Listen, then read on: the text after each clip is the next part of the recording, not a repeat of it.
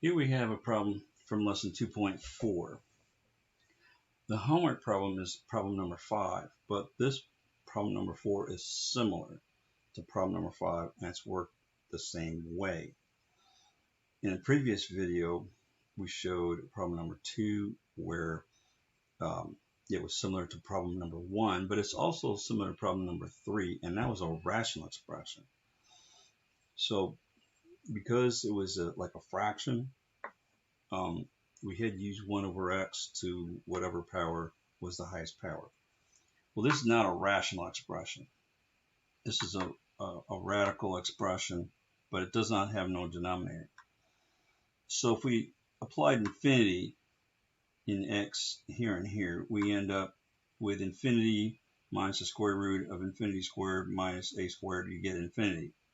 Well, it doesn't give you a limit. So what we want to do is multiply the conjugate.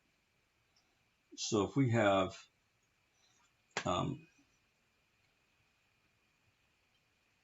L squared minus, let's say 5, the conjugate would be L squared plus 5. So we're going to take this limit and we're going to multiply the conjugate to it. But we can't just multiply the conjugate, but what we can do is multiply this by 1 to where we get the conjugate over the conjugate and multiply it into that. So here we have this a little bit more. Limit as x approaches positive infinity, we have x minus x squared minus a squared, and we want to multiply that times the conjugate. Well, the conjugate would be first term plus the second term. Here we have the first term minus the second term. Conjugate would be first term plus. So if this is a plus, then we would multiply the opposite sign. So here we're going to multiply x plus the square root of x squared minus a squared. Notice nothing changes inside the radical.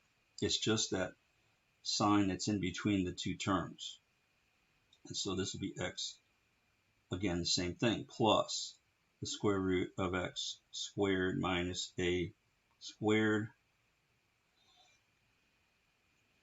Okay, now let's kind of set this aside for a minute.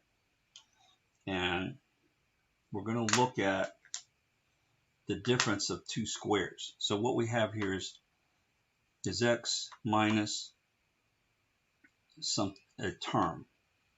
First term minus second term, first term plus second term. Well, with the difference, we can use the difference of two squares here property to really simplify our operation. Because if we FOIL everything, this would be a lot of work. But if we use the difference of two squares and work backwards, we can really save some time and effort. For example, if we have here y squared minus z squared, we have the difference of two squares. And that equals to, if we factor that, that'd be y minus z times y plus z. So if we take this, right, y minus z times y plus c, and that's similar to what we have here, first term minus second term, first term plus second term. that equals 2 y squared minus z squared. All I did was I took these two, this first expression, and flipped it. So that's what we can do here. We can take this and make it a difference of 2 squares. So that would make this, so basically what we're doing is we're working backwards. And so this would be the limit as x approaches positive infinity of x and x, so that'll make it x squared. And so this is a difference of 2 squares, so we're going to have a minus. And then the second term would be the square root of x squared minus a squared, close that, parentheses, squared. So this radical is squared because it was radical times radical is radical squared. The denominator does not change because that's just x plus the square root of x squared minus a squared. So that does not change. X plus the square root of x squared minus a squared, close up that radical. Okay, well, the square root, the square of a square, if we took the square root of x squared, that would just be x, because the square and the square root cancel each other out. So here the square root and they're inverse operations of each other. They cancel out. So the square root and square cancel each other out. And so we're left with the limit as x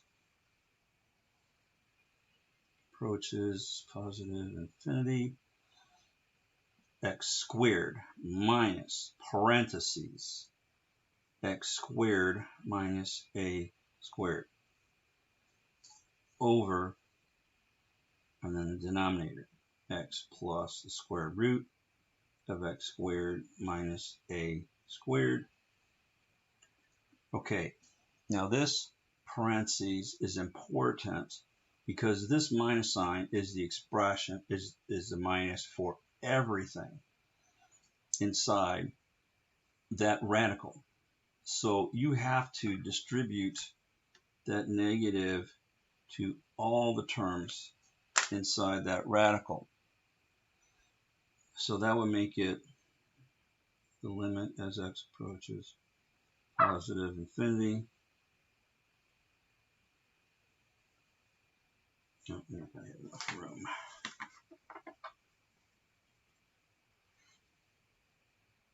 Limit x approaches positive infinity of x squared minus, so this negative times x squared, that become a minus x squared, negative times negative, that'd be a plus a squared over x, denominator again does not change. Okay, so you get x squared minus x squared, the x squares go to 0. Well, we don't write 0 x squared, we just leave them, drop them off. We just drop them. So the limit of x approaches positive infinity is just a squared. Now we're just left with a squared. Notice we no longer have a variable in the numerator. Okay, and so that's over x times the square root of x squared plus a squared, and that's all under a radical. Okay, so at this point, we can go ahead and apply the limit to each term. So, and evaluate that. So the limit as x approaches positive infinity for a squared over the limit as x approaches positive infinity for x plus the limit as x approaches infinity for the square root of x squared plus a squared.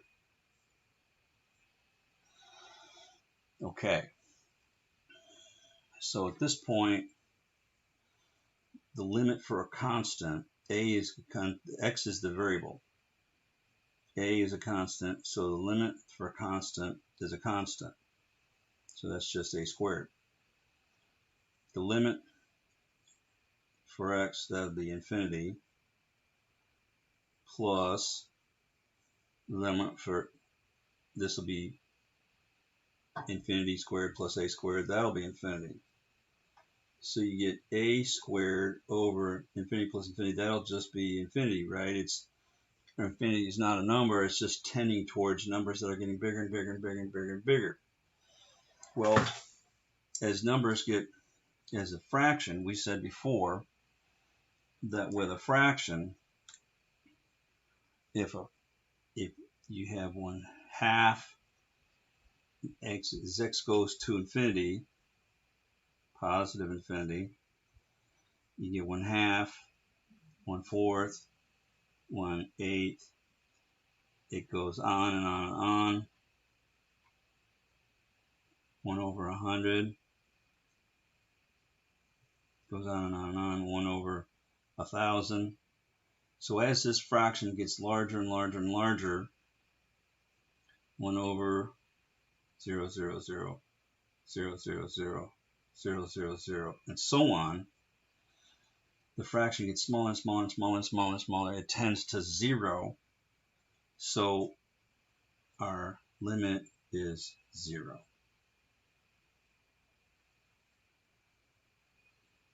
Because this fraction, as x tends towards infinity, as this denominator gets larger and larger and larger, the fraction gets smaller and smaller and smaller.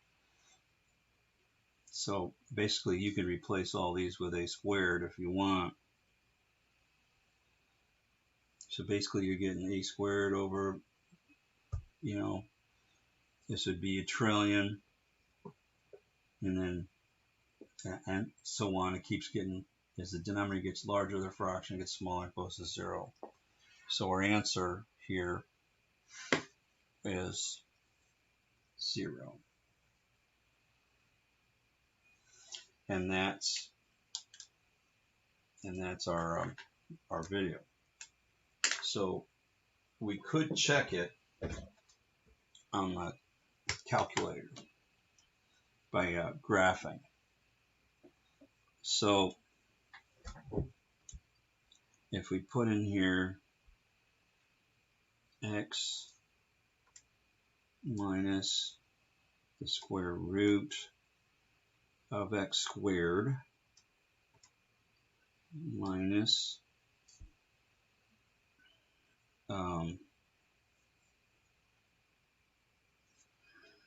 we could use anything. Let's use a as some number, any number, it doesn't matter.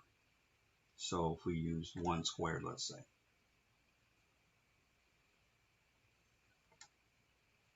close it. I'm going to go to graph it. All right, let's go to zoom standard. That's 6. We can see here, if we go to zoom box, which is 1,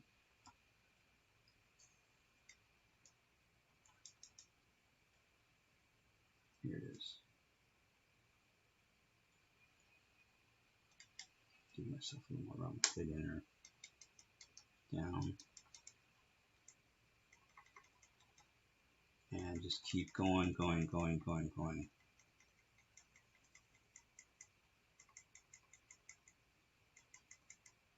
Okay, that's good. And hit enter. You can see the graph is tending towards, the limit is tending towards 0.